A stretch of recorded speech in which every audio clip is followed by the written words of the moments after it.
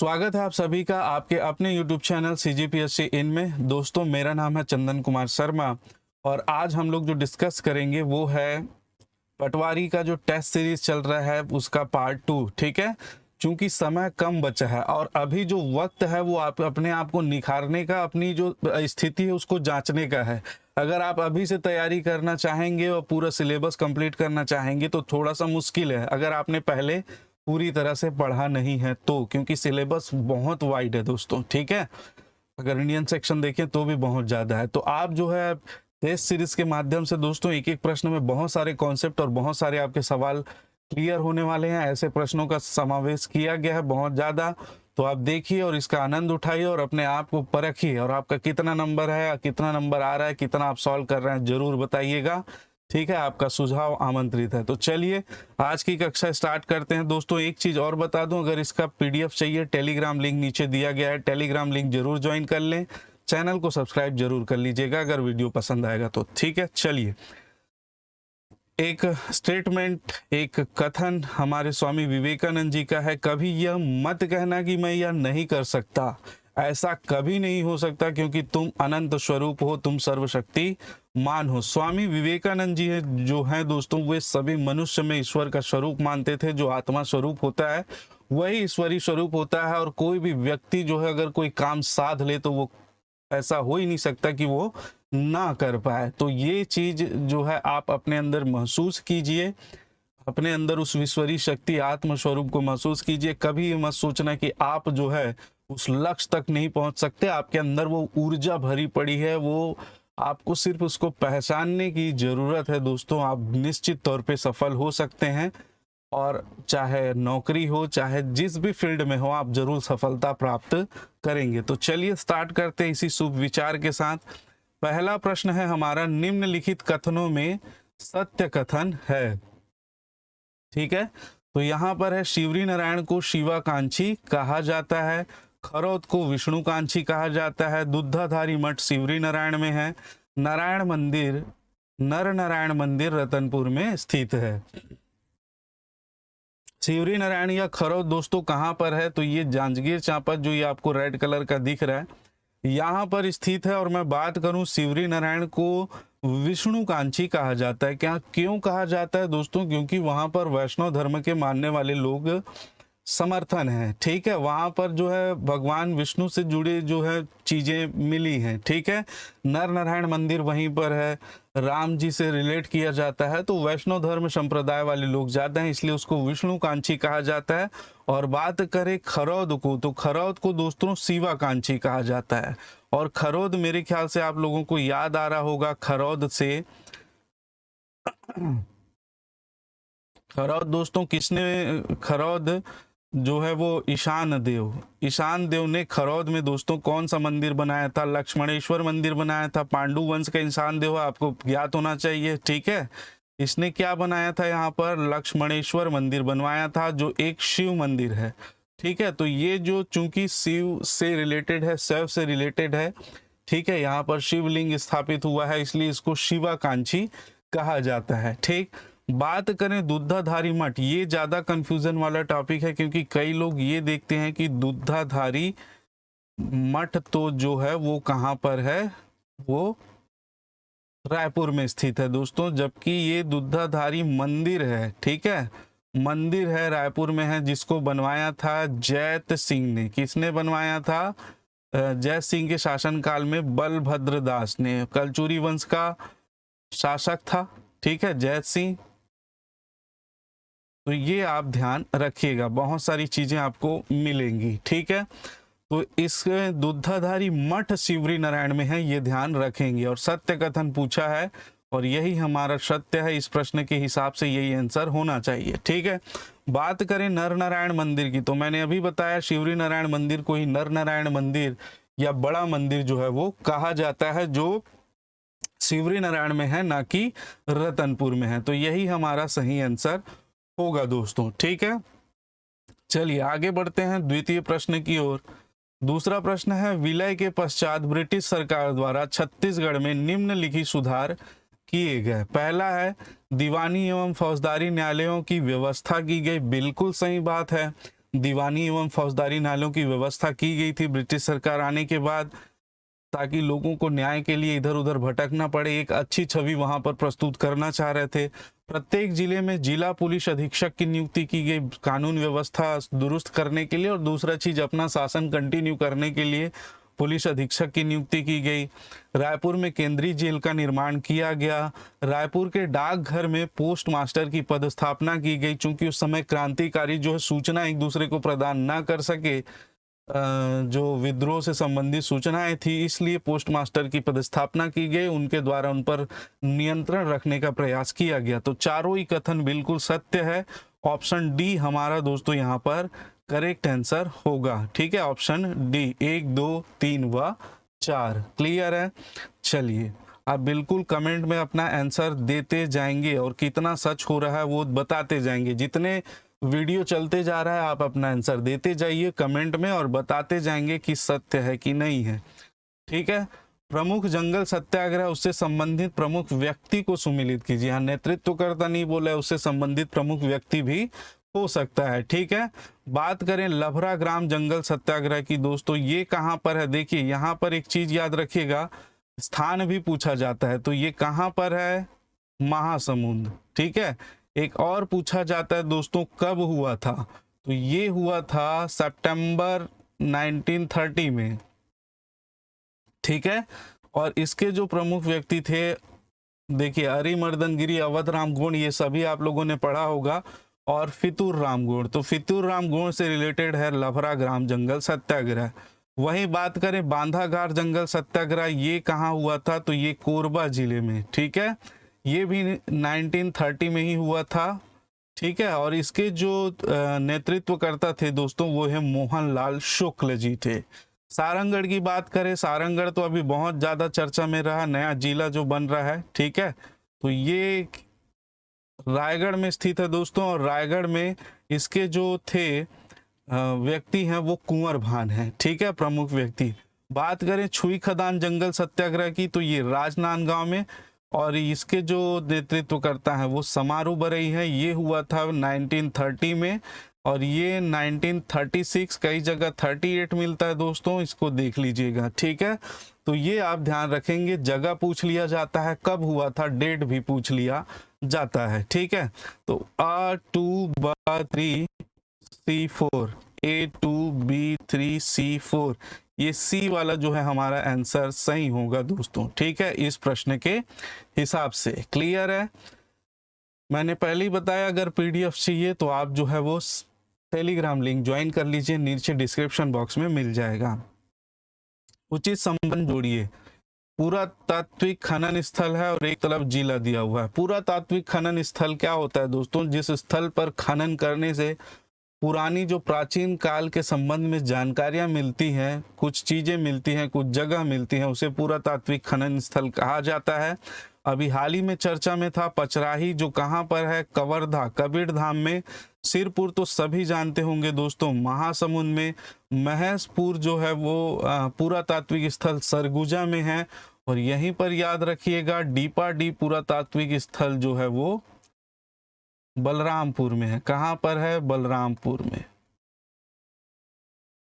ठीक है, ये डीपाडी है दोस्तों, एक मिनट मैं सुधार दूं।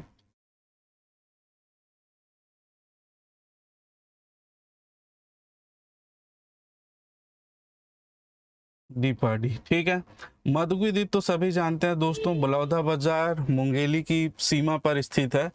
तो ये इसका सही मैच होगा। ठीक है, A2B4 और C1, A2B4C1, ये बी वाला आंसर सही है इसका। ठीक है, तो इसको ध्यान रखिएगा। आगे चलते हैं।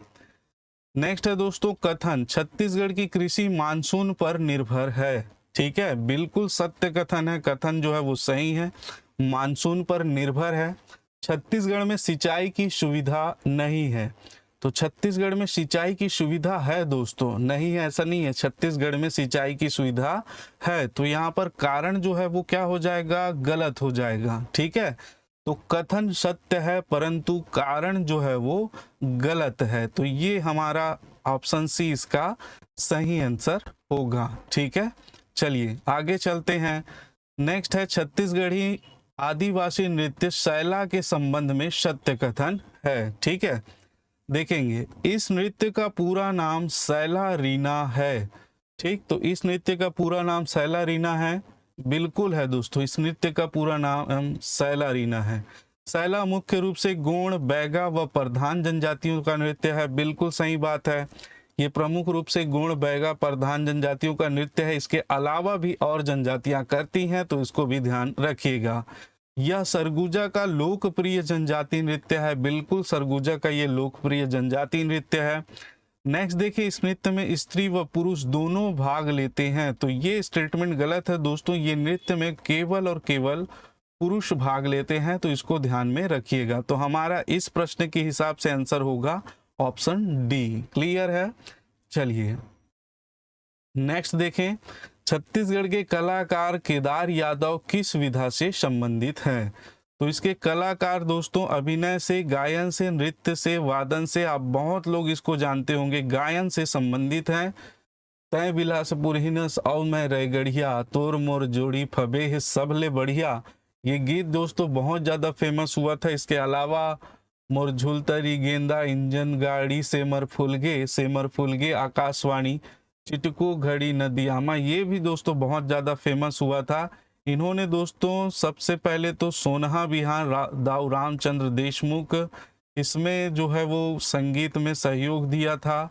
इसके बाद जो है वो नवा बिहान में महासी चंद्राकर जी के साथ, और उसके बाद दोस्तों इसके ने बहुत ऊंचाइयां प्राप्त की छत्तीसगढ़ी गायन में, और इनका गायन जो है आकाशवाणी में एक समय बहुत बजता था, गांव-गांव में कैसेटों में बहुत चला है। ठीक है, तो याद रखिएगा केदार यादव गायन विधा से संबंधित हैं। आगे चलें, छत्तीसगढ़ी शब्द सधैया का अर्थ है किसी की इच्छा मानने वाला, किसी कार्य में दक्ष होने वाला, वचन को निभाने वाला, अपने कार्य को पूर्ण करने वाला। तो यहाँ पर देखें दोस्तों, सधैया आप समझ के चलिए, सधैया मतलब साधना, और आप हिंदी में ले तो साधना। ठीक है, साधना मतलब उसको पूर्ण करना। ठीक है, उस कार्य को पूर्ण करना, जो लक्ष्य प्राप्त किया है उसको प्राप्त करना, अपने वचन पे अटल रहना, इस प्रकार के बहुत सारे अर्थ इसके हो सकते हैं। ठीक है, तो किसी कार्य में दक्ष होना मतलब साध लेना। दोस्तों आपको क्रिकेट खेलने नहीं आता, आपने 2 साल प्रैक्टिस की, अब उसने आपने क्या कर लिया, आत्मसात कर लिया, साध लिया है, अब आप खेल सकते हैं, उसमें दक्ष हो गए हैं, तो बिल्कुल ये सही है। वचन को निभाने वाला, बिल्कुल आपने वचन दे दिया कि मैं ये करूंगा, तो आपने उसको करके दिखाया, साध लिया, तो ये भी सही है, वचन निभाने वाला। बिल्कुल अपने कार्य को पूर्ण करने वाला, तो अपने कार्य को पूर्ण करने वाला मैंने अभी बताया। तो ये तीनों ही सत्य हैं, 2, 3 व 4, 2, 3 व 4, ये बी वाला आंसर हमारा जो है वो सही होगा। मेरे ख्याल से आप लोगों का ये क्लियर हो गया होगा। ठीक है, चलिए दोस्तों आगे चलते हैं। मैं खाना खा चुका था वाक्य में कौन सा भूतकालिक भेद है?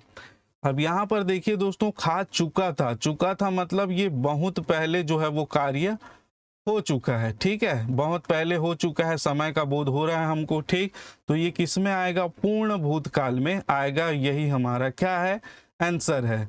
अगर बात करें दोस्तों आसन्न भूत की, आसन्न भूत जो निकट, आसन्न मतलब क्या होता है, निकट में, तो जो निकट में कंप्लीट हुआ हो, निकट में जो कार्य पूर्ण हुआ हो, वे क्या है, आसन्न भूत के अंतर्गत आएंगे। जैसे मैं खाना खा चुका हूं, मैं खाना खा चुका हूं।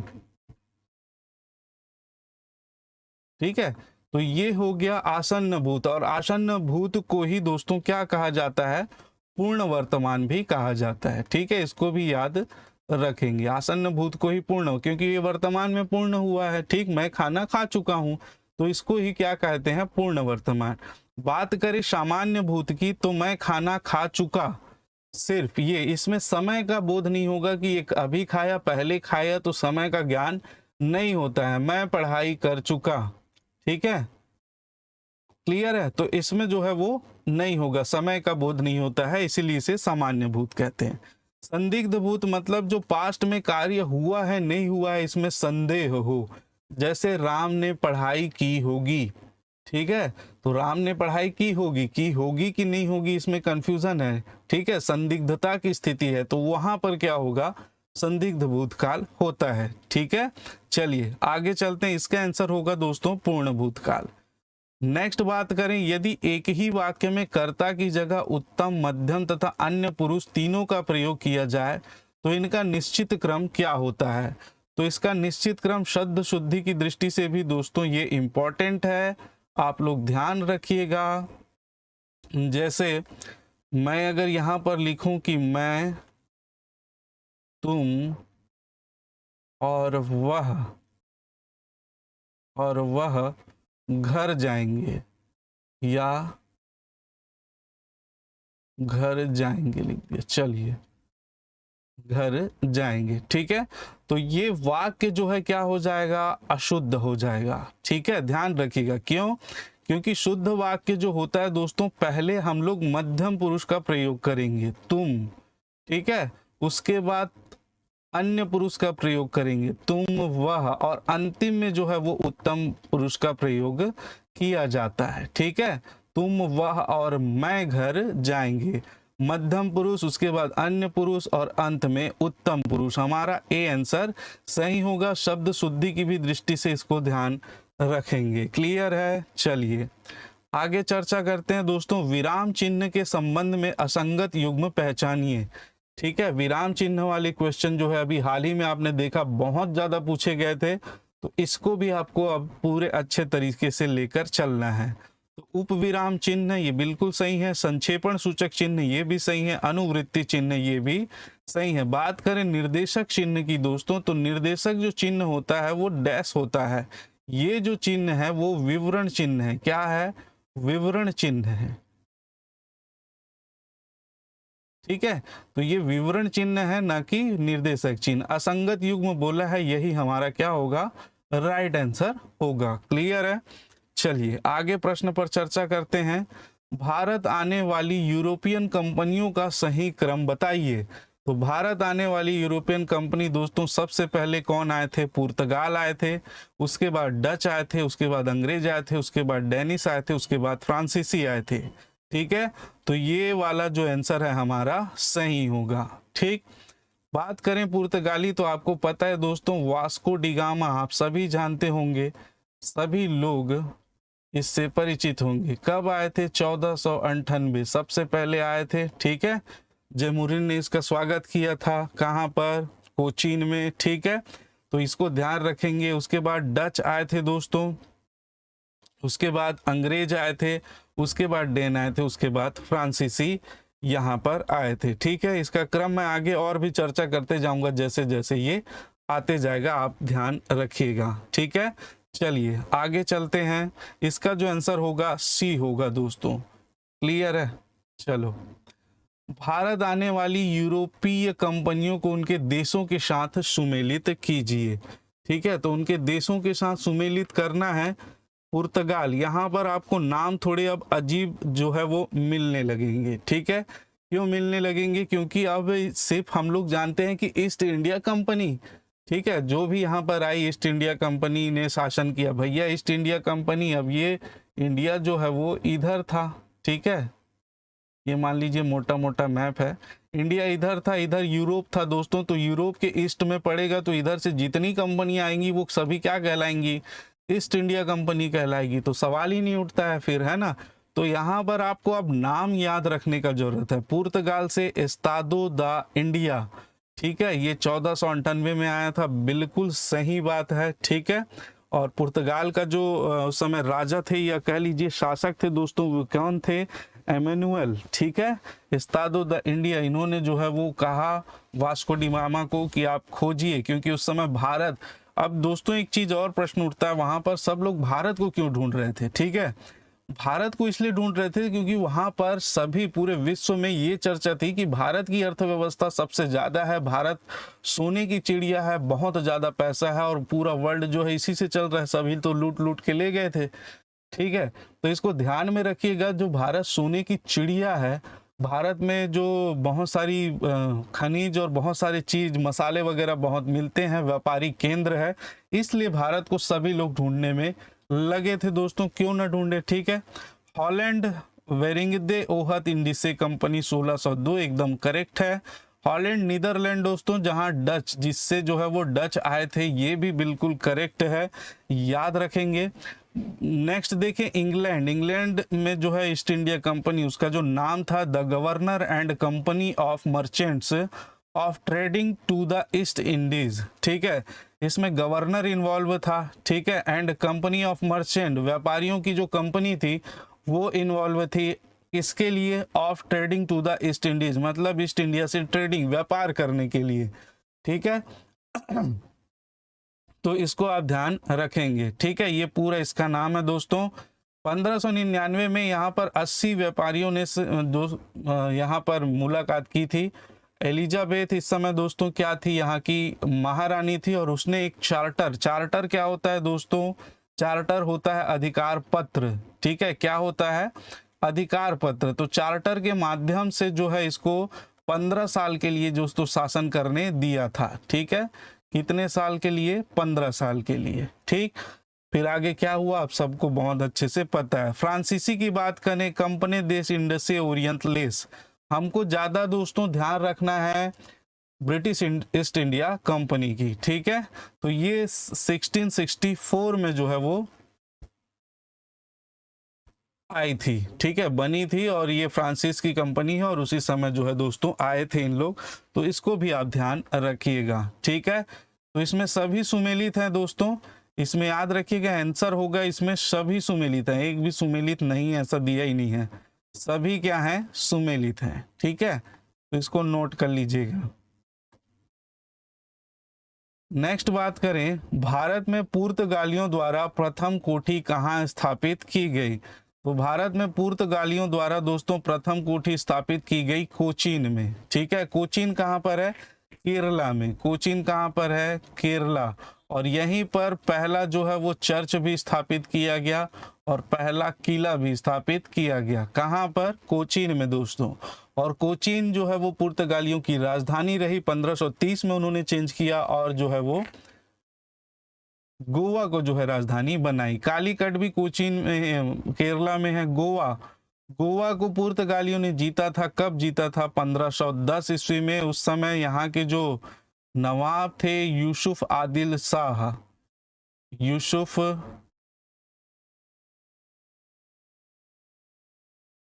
यूसुफ आदिल शाह, ठीक है। तो ये यूसुफ आदिल शाह को जो है क्या किया था, इन्होंने हराया था दोस्तों। इस समय अल्बुकर्क जो था यहाँ पर गवर्नर था, जो पुर्तगालियों का गवर्नर जनरल था, अल्फांसो अल्बुकर्क, ऐसा कुछ नाम था दोस्तों उसका। उसने जो है दोस्तों 1510 में यूसुफ आदिल शाह से इसको छीना था, या जीता था आप कह सकते हैं, ठीक है।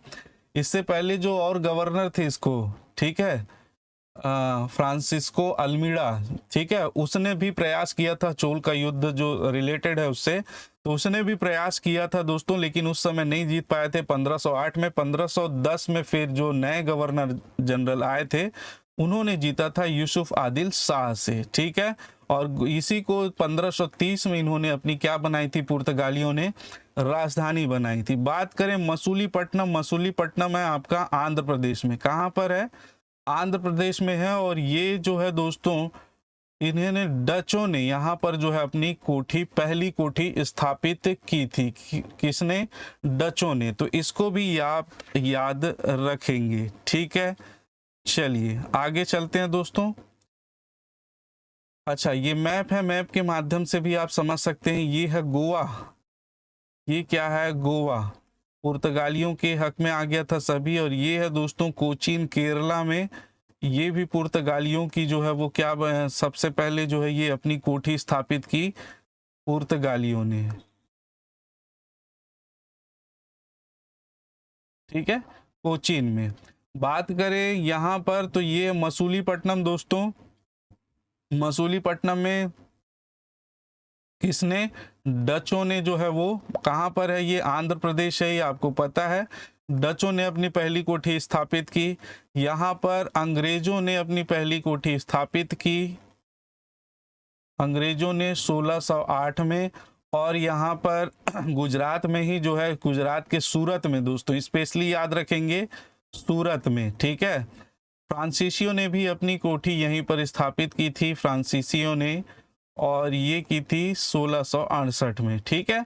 तो इसको भी आप ध्यान रखेंगे। जितनी जानकारी मुझसे हो सकती है दोस्तों, जो जो ये दिमाग में है वो सारी चीजें आपसे साझा करने का प्रयास कर रहा हूं, ठीक है। चलिए आगे चलते हैं। नेक्स्ट क्वेश्चन है क्वेश्चन नंबर 15।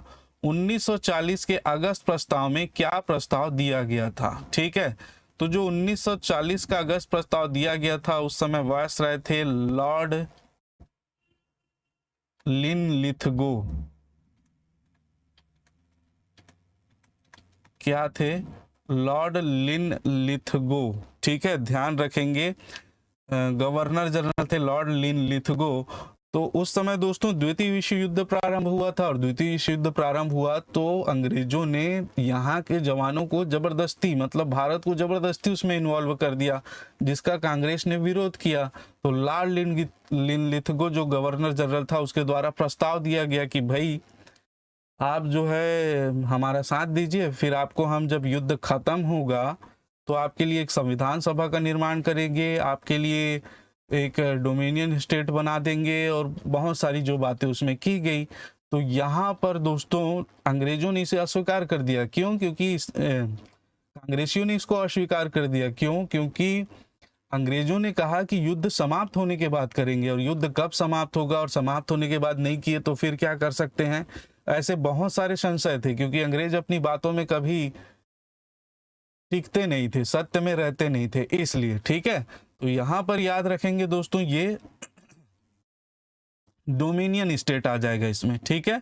इसका आंसर होगा डोमिनियन स्टेट। डोमिनियन स्टेट मतलब एक औपनिवेशिक राज्य की तरह दोस्तों, मतलब मैं मालिक तो मैं रहूंगा, मतलब आप अपना विधानसभा बनाएं, अपना संचालन करें, लेकिन मालिक मैं रहूंगा। इस प्रकार जो है डोमिनियन स्टेट इसका अगस्त प्रस्ताव में दिया गया था, ठीक है। यही हमारा आंसर होगा 1940 का। क्लियर है? चलिए आगे बढ़ते हैं दोस्तों। भारत में पहली बार सिविल सेवा परीक्षा वर्ष 1922 में कहाँ हुई थी? तो आईसीएस परीक्षा दोस्तों अंग्रेजों द्वारा करवाई गई थी, इलाहाबाद में हुई थी, ध्यान रखिएगा। और इसके जनक किसको कहा जाता है? इसका जनक कहा जाता है कॉर्नवालिस को। कॉर्नवालिस ने दोस्तों एक्चुअल में इस समय स्थायी बंदोबस्त की प्रथा प्रारंभ की थी, स्थायी बंदोबस्त और रैयतवाड़ी व्यवस्था प्रारंभ की थी। इसने ही इसका जो है जनक कहा जाता है। भाई इसको करने के लिए क्या चाहिए आपको? कलेक्टर की नियुक्ति उसी समय हुई दोस्तों। कलेक्टर मतलब कलेक्ट करने वाला। क्या कलेक्ट करने वाला? रेवेन्यू, ठीक है। और इसीलिए ही रेवेन्यू अब स्थायी बंदोबस्त बना दिया, रैयतवाड़ी व्यवस्था लागू कर दी, तो वहां से धन भी तो आना चाहिए कोष में, इसीलिए इस पद का सृजन किया गया था। इस कॉर्नवालिस को इसका क्या कहा जाता है दोस्तों? जनक कहा जाता है। पहला एग्जाम जो है वो इलाहाबाद में हुआ था, ध्यान रखेंगे। चलिए आगे चलते हैं दोस्तों। नेक्स्ट प्रश्न, निम्नलिखित कथनों पर विचार कीजिए। पहला है असम भूटान तथा बांग्लादेश की सीमाओं से लगा हुआ है। बिल्कुल लगा हुआ है, ठीक है। असम भूटान तथा बांग्लादेश की सीमाओं से लगा हुआ है दोस्तों। नेक्स्ट देखें, पश्चिम बंगाल भूटान तथा नेपाल की सीमाओं से लगा हुआ है। बिल्कुल लगा हुआ है, पश्चिम बंगाल भी भूटान तथा नेपाल की सीमाओं से लगा है। नेक्स्ट बात करें, मिजोरम बांग्लादेश तथा म्यांमार की सीमाओं से लगा हुआ है। बिल्कुल लगा हुआ है। तो तीनों ही स्टेटमेंट सही हैं। कौन से सही है पूछ रहा है? ऑप्शन ए हमारा राइट आंसर होगा दोस्तों, तीनों ही सही है, ठीक है। देखिए असम, पश्चिम बंगाल तथा नेपाल की सीमाओं से लगा हुआ है। क्या था फर्स्ट स्टेटमेंट? असम भूटान तथा बांग्लादेश। ये भूटान से भी लगा है दोस्तों असम, देखिए, और ये बांग्लादेश से भी लगा है, ठीक है। सेकेंड स्टेटमेंट था पश्चिम बंगाल भूटान और नेपाल। तो ये पश्चिम बंगाल यहाँ तक विस्तृत है, आप देख पा रहे हैं, और ये भूटान से भी लगा है और ये नेपाल से भी लगा है। थर्ड स्टेटमेंट था मिजोरम बांग्लादेश और म्यांमार से। ये मिजोरम है दोस्तों, ये बांग्लादेश से भी लगा है और ये म्यांमार की सीमा से भी लगा हुआ है। तो तीनों स्टेटमेंट क्या है हमारे? सही है। क्लियर है? चलिए ध्यान रखिएगा। निम्न वक्तव्यों पर विचार कीजिए तथा सही उत्तर का चयन नीचे दिए गए कूट से कीजिए। कथन कारण है दोस्तों, कथन है हिमालय से निकलने वाली सभी नदियां सतत वाहिनी हैं। कारण है हिमालय अपनी वर्षा का अधिकांश दक्षिणी पश्चिम मानसून से प्राप्त करता है। यदि कथन की बात करें कि हिमालय से निकलने वाली सभी नदियां सतत वाहिनी मतलब लगातार बहने वाली नदी है, तो ये कथन तो बिल्कुल सही है दोस्तों। हिमालय अपनी वर्षा का अधिकांश भाग दक्षिण पश्चिम मानसून से प्राप्त करता है, ये भी कथन कारण जो है वो सही है। लेकिन यहाँ पर दोस्तों ये कथन को स्पष्ट नहीं करता है कारण, ठीक है। क्यों नहीं करता है दोस्तों? क्योंकि यहाँ पर देखिए सतत वाहिनी इसलिए नहीं है क्योंकि ये दक्षिण पश्चिमी मानसून से ये वर्षा प्राप्त करती हैं, ठीक है, जल प्राप्त करती हैं। सतत वाहिनी होने का कारण है इनका जो उद्गम है वो हिमानियों से होता है। किससे होता है? हिमानियों से, ठीक है। मानसून में तो वर्षा हो जाती है तो उस समय सतत वाहिनी है ही, लेकिन उसके बाद जब गर्मी का सीजन या कह लीजिए ठंड का सीजन होता है तो ग्लेशियर जब पिघलता है तो वो पानी जो है हिमालय की नदियों में आती है, इससे उसकी सतत प्रवाह जो है वो बनी रहती है। तो ये हिमानियों से जो इसका उद्गम होता है ये इसका जो है मुख्य कारण है, ना कि क्या कारण है दोस्तों, ये मानसून से प्राप्त करना, ठीक है। तो ए कथन ए और कारण आर दोनों सही है परंतु इसकी व्याख्या नहीं करता है। ए तथा आर दोनों सही है परंतु आर ए की व्याख्या नहीं करता है। ऑप्शन बी इसका राइट आंसर होगा। अभी हाल ही में देखेंगे कि इस प्रकार के प्रश्न जो है वो बहुत ज्यादा पूछे जा रहे हैं, तो आपको ऐसे ही प्रश्नों की प्रैक्टिस करनी है और बहुत अच्छे से करनी है दोस्तों, ठीक है। मेरे ख्याल से ये क्लियर समझ में आ गया होगा। नेक्स्ट देखें, अधोलिखित में से कौन सा जोड़ा सही है? एक तरफ जनजाति दिया गया है, एक तरफ मूल राज्य है दोस्तों, ठीक है। कौन से राज्य से है? तो थारू जनजाति जानते ही हैं आप, बहुत ज्यादा फेमस है, दीपावली को शोक के रूप में मनाती है। थारू जनजाति दोस्तों उत्तर प्रदेश और उत्तराखंड में पाई जाती है, बिल्कुल सही बात है। भूटिया जनजाति जो है वो उत्तर प्रदेश में नहीं पाई जाती है, ये सिक्किम में पाई जाती है और पश्चिम बंगाल में, सिक्किम में और पश्चिम बंगाल में। मुंडा जनजाति महाराष्ट्र में नहीं पाई जाती दोस्तों, और कोल जनजाति भी नहीं पाई जाती है राजस्थान में। ये दोनों जो है छत्तीसगढ़, बिहार, झारखंड वाले क्षेत्र में, उड़ीसा वाले क्षेत्र में जो है वो पाई जाती है, ठीक है। तो सही जोड़ा है ऑप्शन ए हमारा इस क्वेश्चन के हिसाब से राइट आंसर होगा, ठीक है। देखिए थारू जनजाति जो है उत्तराखंड, उत्तर प्रदेश, भूटिया जनजाति देखिए पश्चिम बंगाल और सिक्किम, और बाकी उड़ीसा, छत्तीसगढ़, झारखंड, बिहार और पश्चिम बंगाल में मुंडा व कोल जनजाति पाई जाती है, ठीक है। मेरे ख्याल से आप लोगों को समझ में आ गया होगा। तो दोस्तों ये थे सॉलिड प्रश्न, आज पार्ट 2 था, ठीक है। मेरे ख्याल से आप लोगों को वीडियो बहुत अच्छा लगा होगा तो चैनल को सब्सक्राइब जरूर कर देंगे और कमेंट बॉक्स में कमेंट जरूर करें आपको और किस टाइप के प्रश्न इसमें से इंक्लूड करने हैं, ठीक है। तो पसंद आया हो तो बिल्कुल शेयर भी कर दीजिएगा दोस्तों, ठीक है। चलिए तो आज के लिए इतना ही। आप सभी का वीडियो देखने के लिए बहुत बहुत धन्यवाद। PDF टेलीग्राम लिंक में है, टेलीग्राम नीचे डिस्क्रिप्शन बॉक्स में है, उसे जरूर ज्वाइन कर लीजिएगा। जय हिंद, जय भारत।